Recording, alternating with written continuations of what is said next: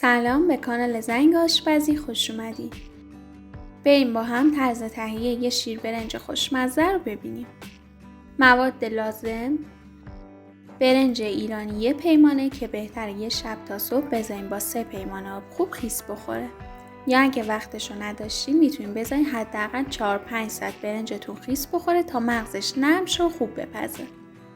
شیر 1 لیتر که حدود 4 پیمانه است. و بهتره که شیری که برای شیر برنج استفاده میکنی شیر پرچرب باشه. 3 تا دونه هل. برای شیر برنج از پودر هل استفاده نکنین چون باعث میشه که رنگ شیر برنجتون تغییر کنه.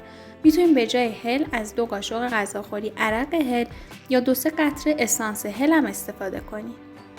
نمک 1/3 قاشق چایخوری که باعث خوشمزه تر شدن شیر برنج میشه. و اگه قراره که از شکر استفاده نکنین میزان نمک رو حدود 1/2 قاشق چایخوری یا 2 برابر این مقدار در نظر بگیرید. شکر نصف پیمانه که اختیاری هستش و میتونین شکر رو کلاً حذفش کنی و شیر برنج رو بدون شکر درست کنی و اونو با شیره انگور یا شیره خرما یا عسل یا مربای گل سروش کنی. یا اگه دوست داشتین میتونین مقدار شکر رو 1 پیمانه در نظر بگیرید که کاملاً سلیقه‌ایه.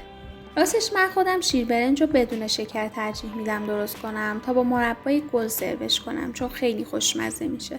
اما من توی این آموزش از شکر استفاده میکنم و اگه کسی دوست نداشت که شکر اضافه کنه میتونه مرحله‌ای که شکر اضافه کردیم و کلاً در نظر نگیره.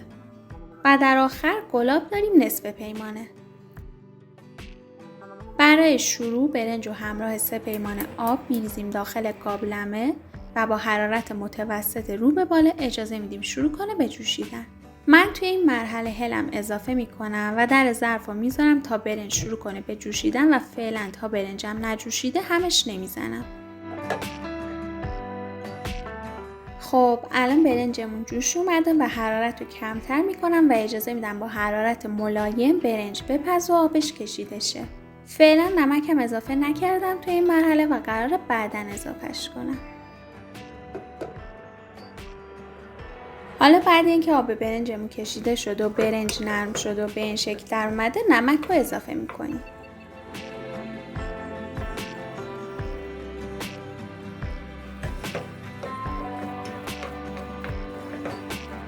و بعد شیر رو اضافه میکنم و اجازه میدم برنج همراه شیر با حرارت ملایم بپزه و غلیظ شه.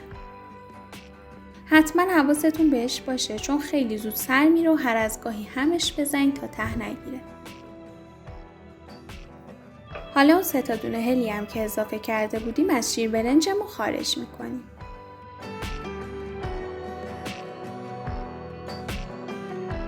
بعد اینکه شیر برنجمون غلیظ شد حالا شکر رو بهش اضافه میکنیم و هم میزنیم تا خوب حل شه و با حرارت ملایم به غلظت مناسب برسه و قوام بیاد. خوشحال میشم که تو کامنت ها بهم بگین که شما شیر برنج رو با شکر دوست دارین درست کنین یا نمک. و اگه از شکر استفاده نمی‌کنین بهم بگین که برای شیرین کردن شیر برنج و سروش از چی استفاده می‌کنین. بعد اضافه کردن شکر باز شیر برنجتون رو هر از گاهی هم بزنین تا ته نگیره و شیر برنجتون دوباره غلیظ شه و جا بیفته و لعاب بندازه. چون شکر همونطور که تو ویدیو شعله زرد دیدیم آب میندازه و باعث رقیق‌تر شدن شیر برنج میشه. خب الان شیر برنجمون خوب جا افتاده و غلیظ شده. ببین شیر مثل خامه شده. کاملا غلیظ و جا افتاده. حالا توی این مرحله گلاب رو اضافه میکنم و بعد 5 دقیقه که چند تا غل خورد و گلاب به خورد برنجمون رفت حرارت رو خاموش میکنم.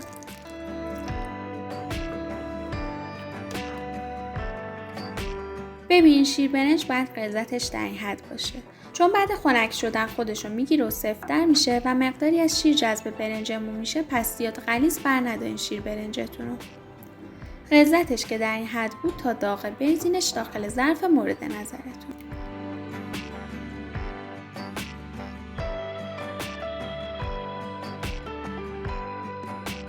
حالا بریم که با هم تزیینش کنیم.